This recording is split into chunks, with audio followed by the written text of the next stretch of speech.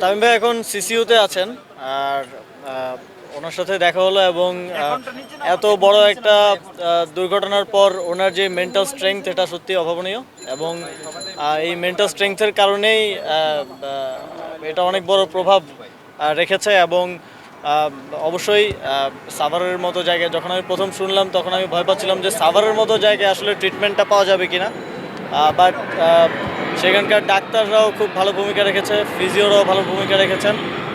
ফলে এবং আল্লাহ তাআলার অশেষ রহমতে হি ইজ অ্যালাইভ অ্যান্ড এতক্ষণ ইয়া না থাকার পরেও সেরকম ফিজিক্যাল ড্যামেজও হয়নি। অ্যান্ড আমি মনে করি যে খুব দ্রুত উনি রিকভার করবেন। ওনার মেন্টাল যে স্ট্রেংথ দেখলাম, তারপরে ওনার ফ্যামিলির সাথেও কথা হয়েছে, সবাই এখন স্বস্তিতে আছে। ডাক্তাররা নিয়মিত দেখছেন এবং আশা করি খুব দ্রুতই ক্যাবিনেও ফিরে আসবেন এবং সুস্থ হয়ে আমাদের মাঝে ফিরে আসবেন।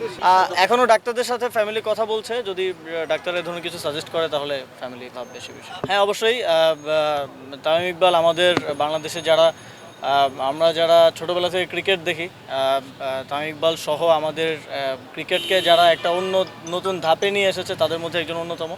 সেই জায়গা থেকে দেশের সকলের দোয়া ছিল এবং কাইন্ড অফ মিরাকেল, এবং আল্লাহ তাআলা চেয়েছেন অবশ্যই, সেজন্য তিনি আমাদের মাঝে আছেন এবং খুব দ্রুতই আবার হয়তো আমরা পুরাতন ভাবেই তাকে দেখতে পাবো, মাঠে দেখতে পাবো, এটাই প্রত্যাশা রাখছি।